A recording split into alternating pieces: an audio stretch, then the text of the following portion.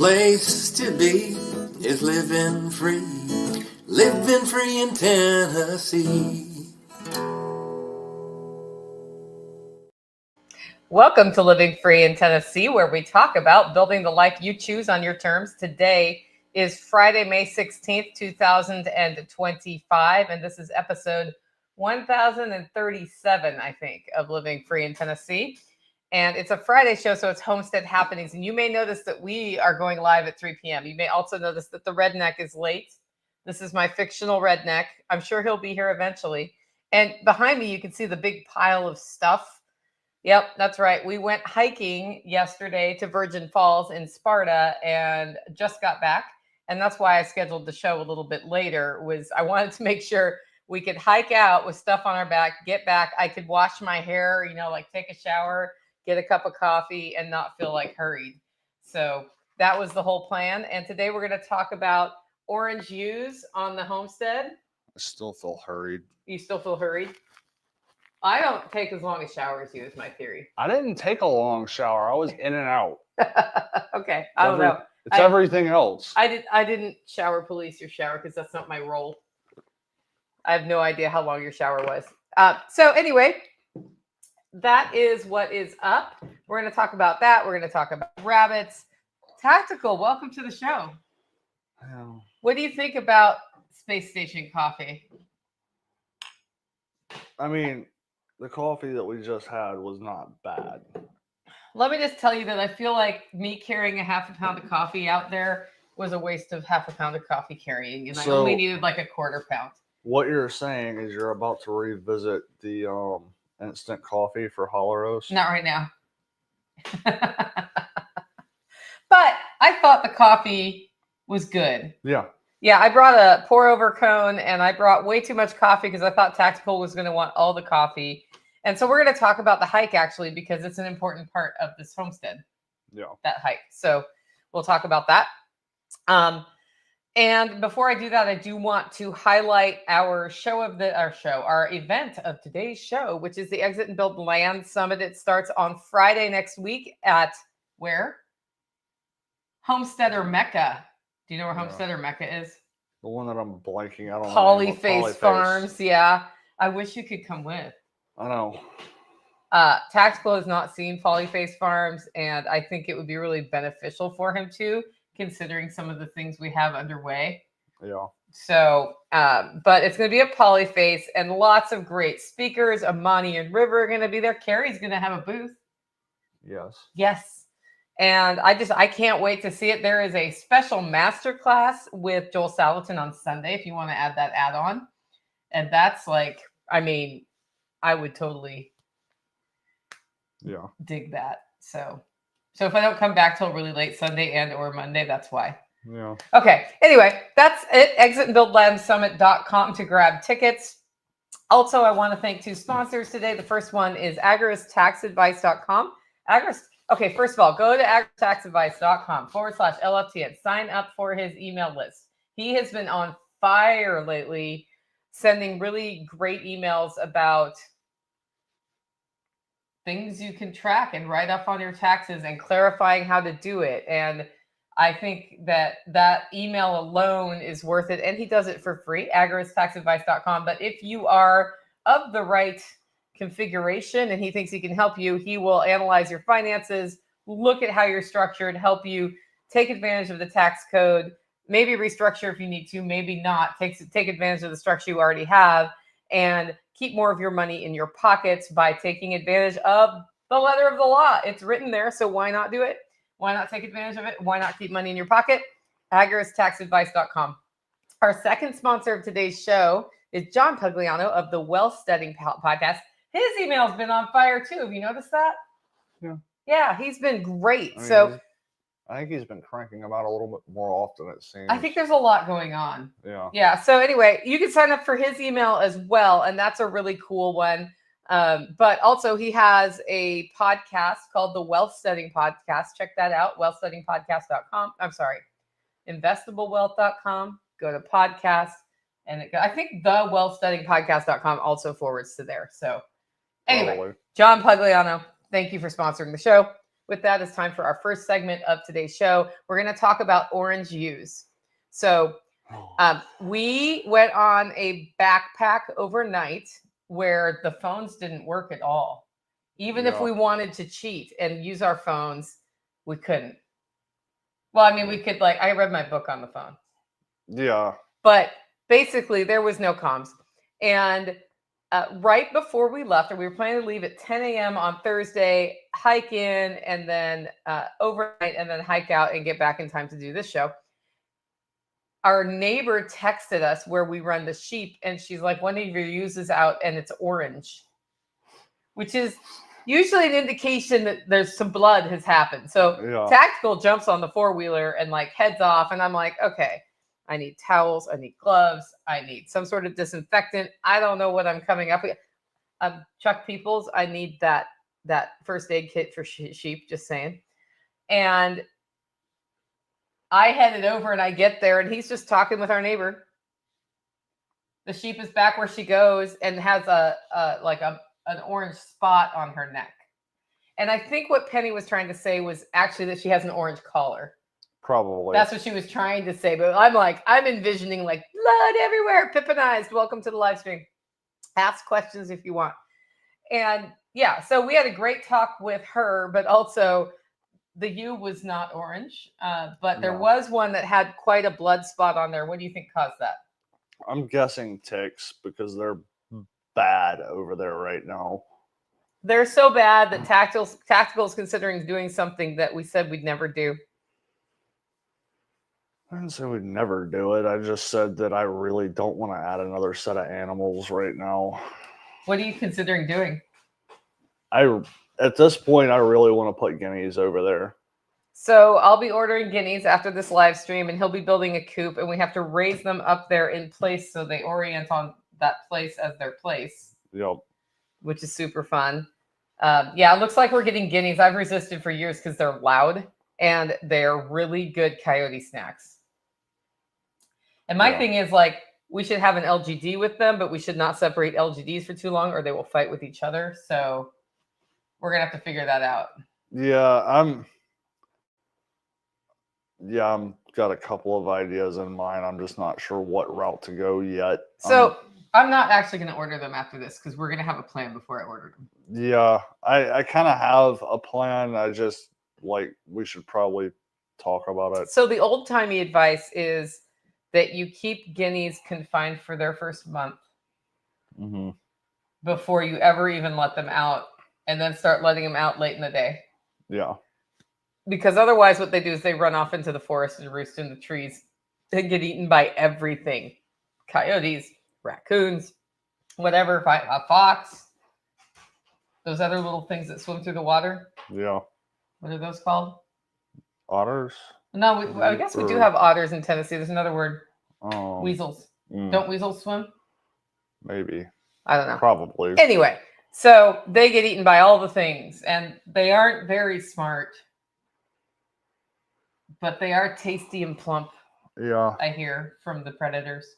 So anyway, that's going to happen, and hopefully that will work on some of the tick habitat. We're having a tick uptick next door at base camp too. Yeah. So I should talk to Lynn and see if she wants to deal with guineas or not. We already have a coop there. I know. That would be really easy to do. Yeah. She just has to keep her dog from chasing them, and I don't think Izzy will chase them.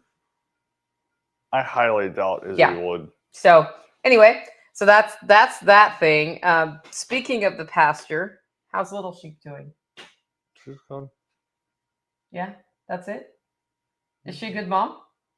Yeah, seems to be. She's been a little needy lately, so when I walk in there, she walks up to me for pet heads, and then she becomes aware her son is nowhere near her and goes around looking for him everywhere. Yeah. Until she finds him. She's just about as excited to see you as the dogs are. Yeah, I should go over there again. Yeah. But probably not today.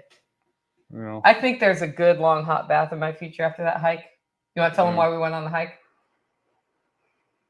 I mean, you can tell them why you went. I needed to get away from 3 weeks ago, I'm like, Tactical, why don't we go do a single overnight at Virgin Falls? Because in Sparta, Tennessee, which is like a 4-mile hike out and a 4-mile hike back, which doesn't sound like very much.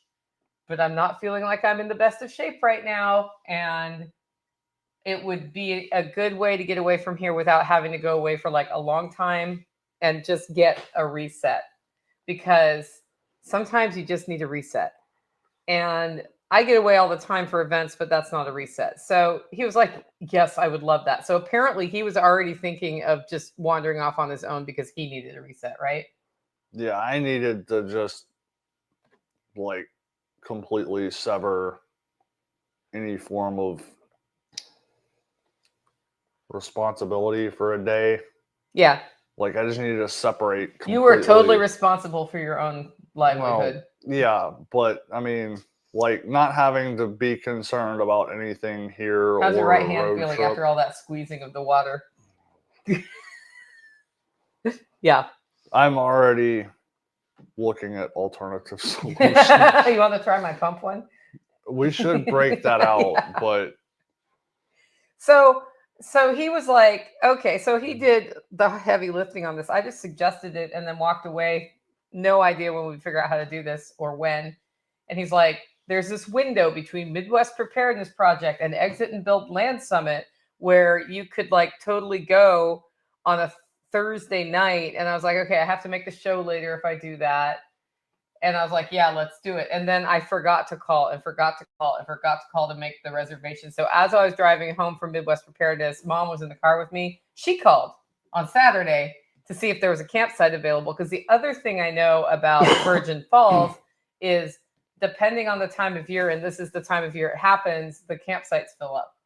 yeah. So they're expecting, you can tell they're gearing up for the weekend when we came out. Like, Yeah. they were there, people were there checking it out. And so we hiked out. How was that nice, easy 4-mile hike for you? That one wasn't bad for me. Yeah. It was. There was more mud than I was expecting. Yeah. Rocks were not as bad as I was expecting. Yeah. But that's like, if I have to pick the terrain that I'm gonna hike through, that's it. That's what I prefer.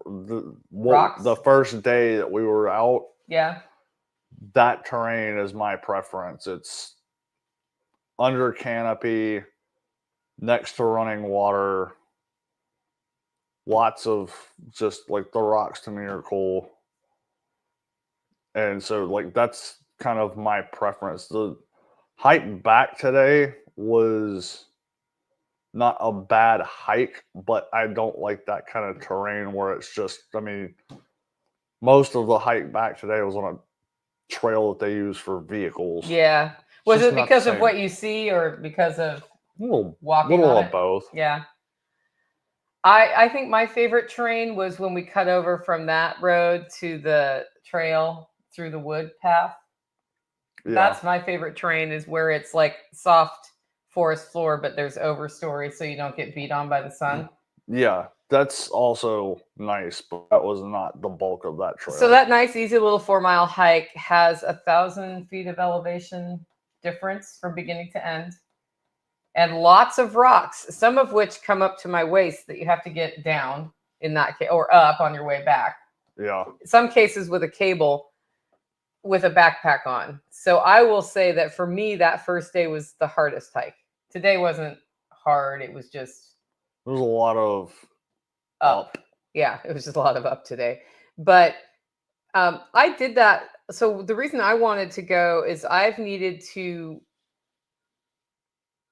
codify what's happening with the Holler neighbor community and with projects here, and related to potentially adding additional space and other activities on the homestead.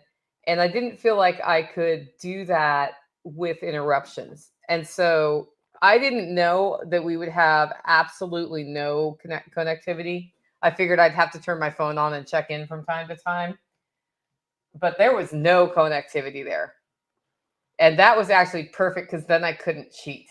Yeah. So I bought a notebook on the way out, written down a lot of things. It gave me a lot of clarity to be there and figure out some things, including on the way out that set of principles I sent to Yeah. you. So you guys will hear about some of those on Monday, but part of it is not having to know exactly where I'm going in order to go there, which makes me uncomfortable. Mhm. But we're going to be doing some pretty cool stuff here. And the hike was the beginning of that. But the other thing about the hike I think is important is we homestead every day. We're in nature. We're walking up and down hills. We're taking care of animals. It's physically demanding work. But there's always something that you're thinking about doing. Yeah. And when you are able to get away like that, it gives you a chance to like, shut off and figure out, okay, this is what could be done differently. Yeah. Yeah. And I mean, there are times where I'll go over to the pasture just to sit and let my brain process, but it's still a scenario where I can't not see 15 things on the way over there that's like, I need to fix that fence and take that tree out and fix this and do that. And then when you're sitting up at the top, it's like, yeah, it's a great view, but it's like you can still see like all the things you need to do or all the things that you want to do. So being able to just completely disconnect, not have any of that to think about. The first day, like I was just zoned out, like not really thinking about much of anything. And then this morning was when my brain actually kicked back into gear about processing some stuff and whatnot. So like I had some thoughts on the way back, but yesterday was just like alone, like blank brain. Finally, little sheep's not running around putting her head on my butt trying to get me to pay attention to her. She runs up behind him and gooses him all the time. Yeah. So we're also preppers. And one of the ways you can be prepared is to have your backpacking equipment ready to go. And so we like put all our stuff out before we left. And we're like, we actually only need one camp stove, so why carry two? And we only need one water filter, so why carry two? Two is one is none. What's your thought on that in hindsight? Oh god. Like I still don't think that water filter is fully primed. And it's probably because it's a used filter that sat for a long enough period of time that it's just dried up and basically hydrophobic. Yeah, so basically I get my beautiful water filter out, which is a pump kind of water filter. And it's like this big. And he gets out his little teeny Sawyer. He's like, I'll bring the Sawyer. You don't have to bring that. And that saves weight. And I'm like, that's a great idea. Except for when he went to refill water. I couldn't get anything. He came back like half an hour later with like this much water in the bottom of a thing. He's like, I can't get it. And he just hands me the thing. And so we're taking turns like squeezing this bag to try to get water through. We're like blowing through the filter, sucking the water out of the filter, like all of it, going two directions with it. Yeah, I was also really glad that I did the research and actually bought a hydro flask for that, because if I was using the bag that comes with the Sawyer, that never would have worked. Oh yeah. We put a hurting on that bag though. Yeah. Yeah. So that's the only, like I was literally set the bag on a rock and sat on the bag. Yeah, so there I am. Like it took us 2.5 hours to go 4 miles. I'm beat. My tent is up and I'm like, and we don't have water. And that's actually that's more important than food. Like water is really important. Yeah. And I'm like, what do we do? Because I don't even have iodine tablets with me at that point, which is like, I'm a bad prepper, basically, at that point. And he's like, well, how bad could the water source be that's coming out of that cave? Because the head of Virgin Falls is water just pouring out of a cave over this waterfall. I don't know where it goes before then, but there does not appear to be higher up from there. Not really. It looks like the water's, so I'm really interested in finding out more about that. It looks like, but the water looks very clean. And there's not a lot of like industry above it dumping into that water. And I was like, well, that's a good point. We could just boil it. And we actually, like, it's more dangerous to be dehydrated than consume something, right? There's a certain point. Yeah. So I boiled water, but also continued to squeeze the bag while you were getting firewood and stuff. Yeah. And it got better over time. So I think you're right. I think it was a priming issue. Apparently, you shouldn't let your Sawyer dry out. Apparently not. Yeah. But then I was like, we're really stupid because we could have just brought 2 water filters, because the one thing you don't want to go wrong on a hike, besides breaking bones or something crazy like that, is like no water. Yeah. And you're way out in the middle of nowhere and you have to get back. Like, the best thing we could have done alternatively, if there was no other option, would be to leave all our crap there so we're not carrying as much and get back to water. I did have a half gallon of water in the car. So yeah. That was a motivator in that last mile. Yeah, I'm also really glad that I topped my bladder and my pack up all the way. Mm-hmm. I'm glad you did too. In hindsight, I had a bottle with me too. Yeah. And I think I filled that, like, I don't know, halfway up before we left. And I'm kind of like, oh, maybe I should have filled that one all the way. Yeah, maybe. So that was just a good lesson for us on 2 is 1, 1 is none. Any other lessons from the hike? I mean, I've got a list of things that I need to do at this point. I mean, I haven't used that hammock setup in so long. It took me a minute to remember the clips that I've got for my straps are very different than what you're accustomed to. So it took me a minute to remember how to actually loop everything on there. And like Sunny's pack is way too much. So she's going to be getting downsized on that. It's just the amount of space that bag has. I'm never going to fill it all the way up. And then it's just heavy for no reason. Yeah, so it's a lot of extra weight for no purpose. This bag from SOE, Tactical Gear, which has Velcro on one side, it's not very, I mean, it has some weight, but not too bad. Yeah. This is great for packing in my backpack. Yeah. So you know. And it'll actually stick to the top of the car, I learned. Yeah. But yeah, that was awesome. What did you wish you had besides the water filter situation that you didn't have? I think the only other thing that I kind of wish that I really had over the course of the trip was I should have had more just eat it food for today. Yeah. I had a bag of jerky that I went through yesterday, and I think I had 1 piece left. Yeah, you should have. I didn't even think, because I had a half bag of jerky. Yeah. Yeah. Which, I mean, I was surprised that I was not as hungry as I was today. Like, or was surprised that I wasn't more hungry than I was. Yeah. Well, you ate a lot last night. You ate 3 meals. I ate 3 camping meals. He ate 3 camping meals. Still not a lot. Yeah. Well, no, the chili was literally 2 servings of chili. 2 like normal servings of chili. Just 2 normal size or 2 normal people servings. Just say it. It's like 1 redneck That's serving. an important thing to know about how much food to pack, though, because you need to pack apparently 3 times the food out of anybody else. Apparently. I mean, not that I didn't know that I was going to want more food than most people, but yeah. I mean, I'm comfortable with the amount of dehydrated stuff that we had. It was the jerky that I could just pull out and eat on the way that I wish I had. What else could you pull out and eat on the way that's not jerky?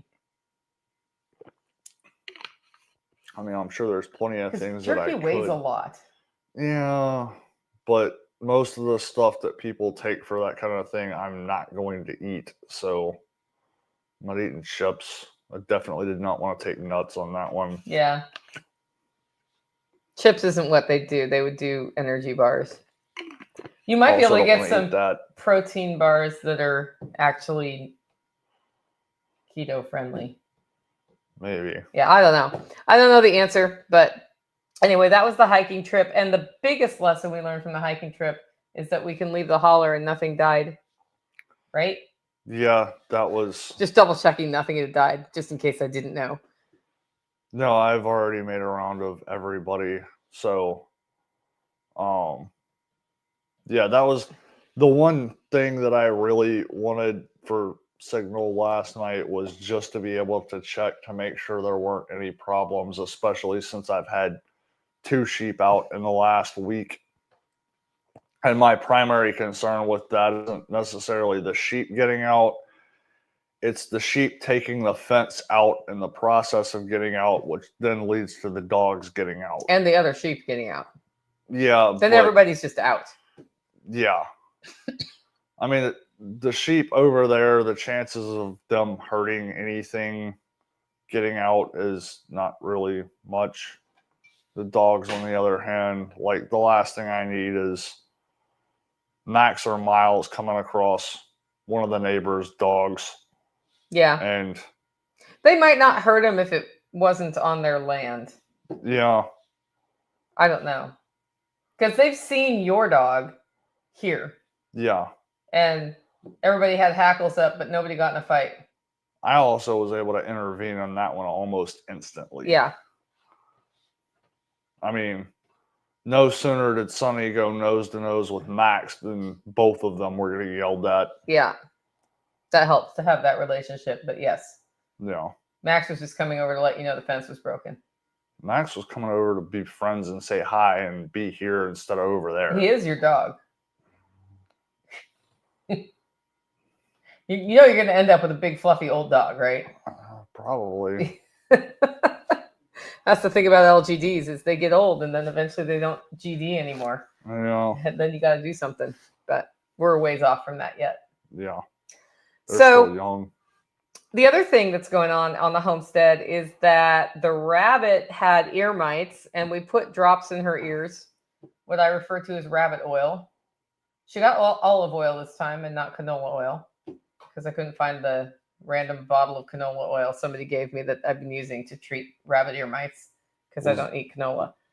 Was that from a place out in... Yes. Yeah. So anyway, I was like, maybe we should just give her ivermectin because we're not remembering to put the drops in.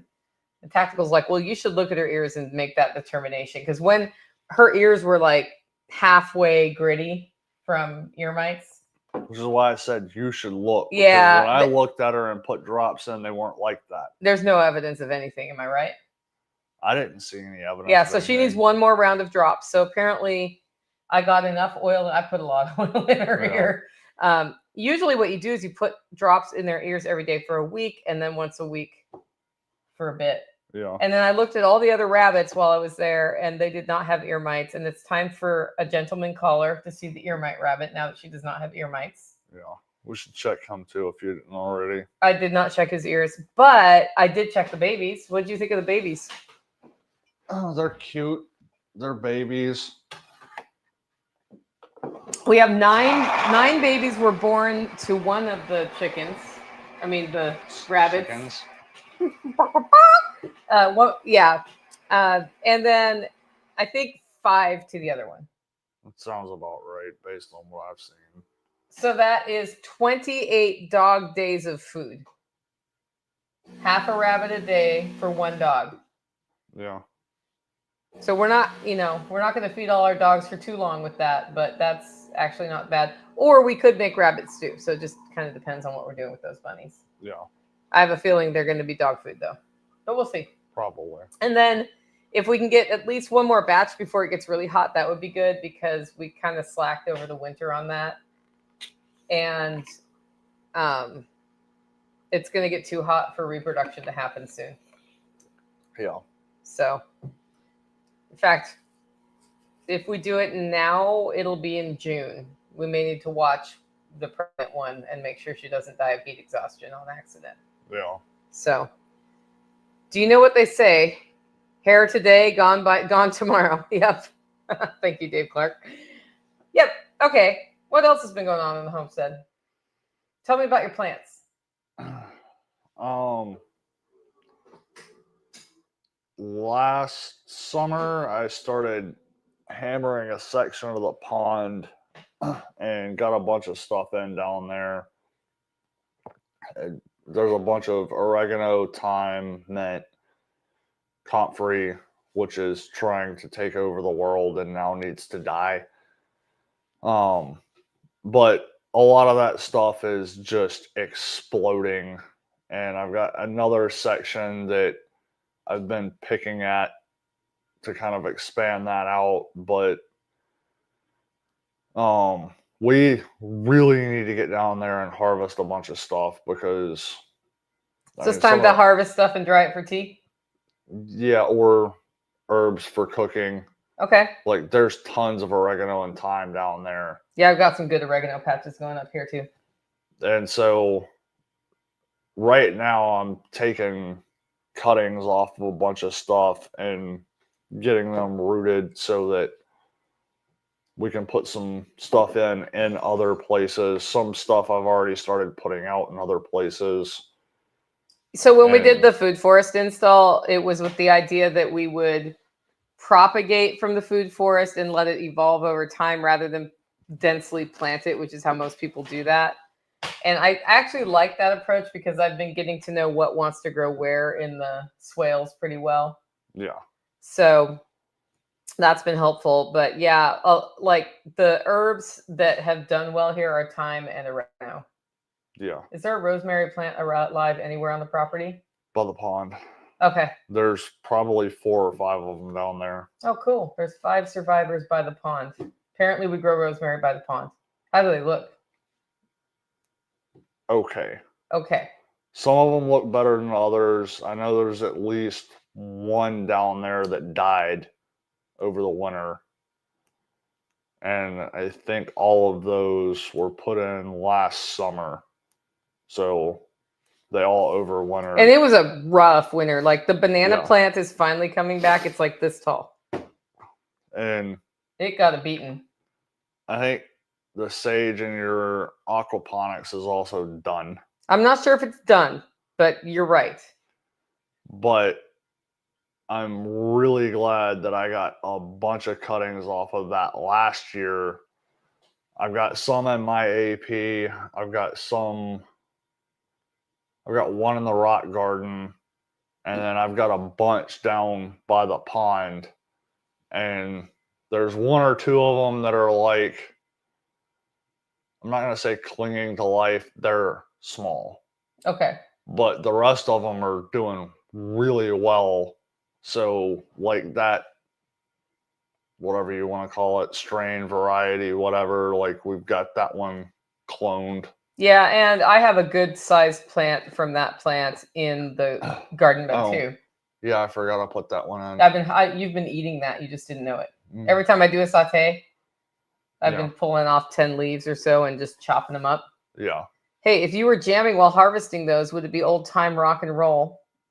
How often do I burst into song on the Homestead? Tactical? Too much. Too much? Oh, really? Did you know what you were getting into when you moved here? Not in that regard.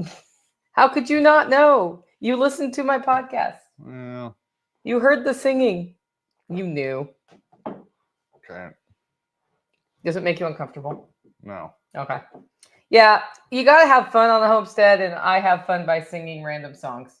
Yeah. So that's just what happens. Like a Disney princess. I'm not sure I'm very princess-like, but. No, you probably do burst into song more than they do, though. That's true. Everything reminds me of a song, so that is what it is. Other than that, we're doing the succession planting in the garden for the more late summer crops. We should already have squash seeds in and we don't. We should already have bean seeds in and we don't. Hopefully we'll get garden bed 4 up this weekend. And I understand that a community member is stopping by this weekend who might help us do that. We could make biochar and move soil if he's willing to. Yeah. Yep. So, and then once that happens, I can plant there, but moving some tomato, I'm going to grow some tomato plants in those beds, even though we have the wall up. Yeah. And then I will also like I have another pepper plant that needs to transplant, I think, unless I got it out there already. And then the broccoli's coming out, even though it's still sort of putting broccolis off. What I noticed was bugs were starting to eat it, which means it's done. And for those of you who were paying attention, when we measured the Brix level of our plants, they were at about 5, which means pests might still be interested in them. When you get them over 6, then certain pests start leaving them alone. My theory is when a plant gets old, its sugar drops. Yeah. And then the bugs start eating it because that's part of natural succession. So I'm going to cut those puppies out. We're going to compost them. I've been doing a lot of composting in place with the broccoli. I've been shaving it up and stuff and using it as compost, not compost, but mulch over the top. But we also have mushroom spawn arriving. So once I get the succession planting done, we can put wood chips on those beds and I can inoculate them with some mushrooms, which I think will help improve the quality of the soil because we're year 1 soil right now, which is not the best to grow in, but we're doing really well. Yeah. What have you learned about letting the perfect be the enemy of good with potting soil that you make? Well, I mean, we went to wood chip Mecca the other day to pick up wood chips. Did not hardly use.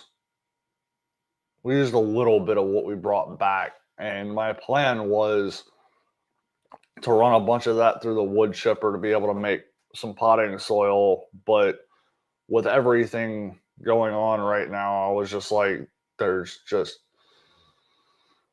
no possible way, and I had to go into town anyway, and Walmart sells topsoil that's pretty much just it'll turn into topsoil if you leave it out there long enough. Yeah, it's basically some kind of wood shavings that have started decomposing mixed with a minor amount of dirt, but they're $2.50 a bag. So I spent $5 and got 2 bags of that. And I used one to mix some potting soil.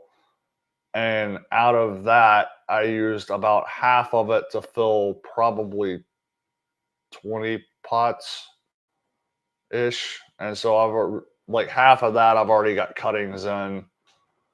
So, I mean, it was don't let the perfect be the enemy of the good. It's I can just spend $5, get something that's not as good, and it's going to serve the purpose. And it's not like it's potting soil that I'm going to be growing a plant in all summer. It's literally to get the thing rooted so that it can go in the ground somewhere else. So, yeah, and it's we have enough really good compost on hand this year because we started with the Johnson Sioux last year method. Yeah. That, boy, I remember how that pile smelled at one point. Whew, did that wrong. But that has turned into good soil eventually. Yeah. It needed a little help at first, but that's been making really good garden soil. And then being able to add the biochar is great, but you didn't have that access. So you just used wood chips. Yeah. Basically. And they're finely shaven wood chips. So that makes a really good potting soil for because the wood holds the moisture a little bit in there. Yeah. Which if you just have clay or something, it just gets really super dried out. So don't let the perfect be the enemy of the good. And I will say with my garden beds, that's really true. There's a lot of just straight up clay-ish style soil that's been thrown in there with some biochar and a little bit of compost tea. Well, I mean, and the plants are loving it because I think the biochar really kickstarted it. Yeah, I mean, there was a good mix of different stuff in there. A lot of it was layered, kind of lasagna style. And so it's doing good now. I expect it to improve greatly over time. Yeah. Got a question about one of my side hustles, which is Hollow Roast Coffee. Do I have insurance on the coffee shack and contents in case of life? Or just a home insurance rider? So my roasting shack is not insured at all. My home insurance will not insure it. But Surprising. if you want to insure your freeze dryer, look into cottage food insurance. Because there is if you are selling cottage foods with your freeze dryer, you might qualify for that, or look for business liability insurance. So my plan is to see, they weren't willing to insure it. So, and then I wasn't willing to pay for business liability insurance because the shack itself, it's like, if it burns up, it's going to suck. But how much money is really in there? And then how much money was the liability insurance? So I think we're finally getting to a point now where that would make sense. But the homeowner's policy, because it was being used for business, was not happy about, and I'm not going to lie to him, right? So I've just been flying by the seat of my pants, to be completely blunt. Yeah. But hopefully that doesn't catch on fire. Yeah, hasn't so far. Yeah. So interesting question there. What else this week? We coming to the end? I can't think of anything else. Yeah, I mean, really the garden's been the big focus, and then making the holler more welcoming to visitors when visitors come is a good way to say it. Yeah. So that's been a big push this year. And I think we're making pretty good progress on that. Yeah. Yeah. So we're about ready to open the hip camp. Hopefully. That'll be next, is opening the hip camp for rental. And then we get through the year, right? Like we always do. Yep. And hopefully I get to do my first round of canning here soon. It'll be, frankly, this year, I'm going to end up buying it from farmers market folks. Speaking of which, the guy who I got all the tomatoes from last year has plants for sale this week. And I offered him my 20 extra tomatoes I'm never going to plant to sell. I was like, do you just want to sell those? Because I don't care. I'm going to the farmer's market in the morning anyway. Like, I could drop them off. Yeah. So thank you for the super sticker, Dave. That always helps us. Yeah. So, and that goes back to community, right? Like, there's this guy who's always made me a good deal on his extra tomatoes when he has too many and they haven't sold at the market, and then I can can them, right? And I grow tomatoes here and I can those, but we use, actually, for the first time in a long time, I have a whole bunch of unused jars of tomatoes at the end of canning season. You see how many I have up there? It's like 14 tons. Yeah. And I have salsa left, and that never happens. And that's because we did carnivore for like 2 8-week periods of time, which means I wasn't putting tomato in with the roasts. Yeah. So that's why. And then I ended up canning because of this guy more tomatoes than I thought I was going to. But, you know, we can give back to him by saying, hey, I got 20 tomato plants that are basically going in the dumpster if they don't get sold. Yeah. Or given to somebody. So, like, you can take them and just keep the money. Like, I don't even care. Yeah. I don't need anybody to buy them from me. You know, I had them for sale at the workshop, but then every time somebody went to pay me for them, I was like, never mind. Yeah. Just take them. That's because I hate money, guys. But, you know, that was me not planting. I ended up being really careful with tomatoes. I didn't want to plant too many. And then because sometimes when they germinate, you end up with multiple plants. Yeah. I just pulled them all apart, which I didn't have to do. I could have thinned them out, but we ended up with a lot there. And you know what's really going well? Beets. My beets are looking good. For the first time in how many years?